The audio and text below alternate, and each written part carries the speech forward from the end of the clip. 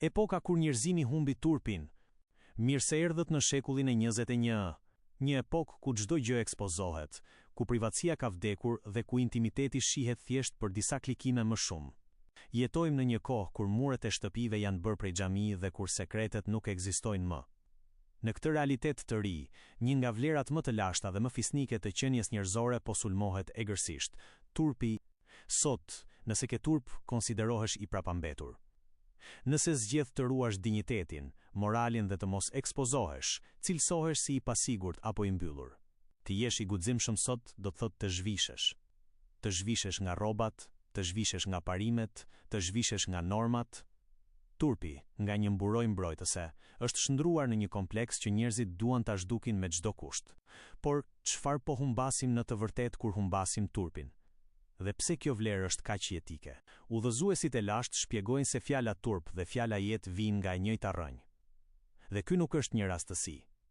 Ashtu siç trupi vdes pa shpirtin, ashtu edhe shpirti vdes kur brenda tij shuhet plotësisht ndjenja e turpit.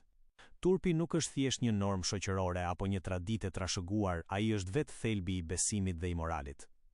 Udhëzimet shpirtërore na mësojnë se besimi përbëhet nga shumë degë dhe turpi është një nga degët më të rëndësishme të tij. Kur njeriu ka turp, ai ka një busull të brendshme që e ndalon nga e keqja.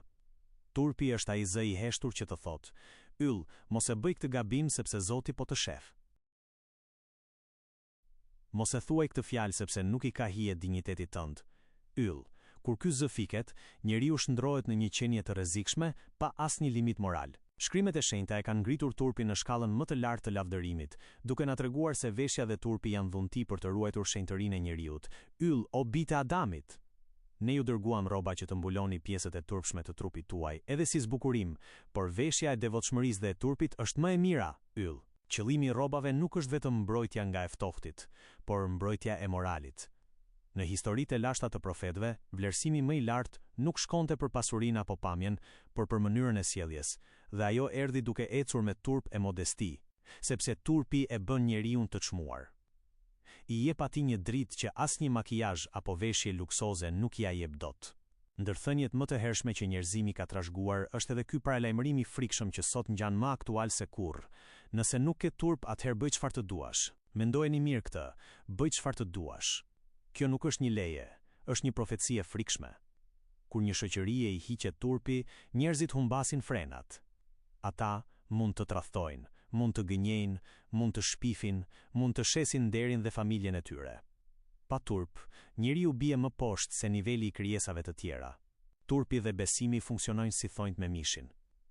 Nëse njëri prej tyre ngrihet dhe hiqet, edhe tjetri e ndjek pas. Nuk mund të kesh një moral të shëndosh në zemër, nëse në sjelljen tënde publike dhe private nuk ka turp. Të kesh turp sot nuk është dobësi. Në epokën e ekspozimit të egër, turpi është akti më i madh i guximit dhe i rebelimit të pastër. Është një deklaratë se ti refuzon të jesh thjesht një mall tregtie në duart e kësaj bote. Turpi nuk të pakson asgjë, ai sjell vetëm mirësi. Ai të zbukuron fjalën, shikimin, veshjen dhe të ngre vlerat para njerëzve dhe para krijuesit. Ndaloje vrapin e çmendur të kësaj kohe. Mos lejo që rrjedha e shoqërisë të marrë përpara e të zhvesh nga koraca jote e shpirtit. Ki turp nga krijuesi yt në fshehtësi, ashtu siç ke turp nga njerëzit haptazi. O Zot, na zbukuro me rrobën e turpit dhe të devotshmërisë. Na i ruaj familjet tona, rinin ton, dhe na bëj prej atyre që me moralin e tyre ndriçojnë këtë botë të rrësuar.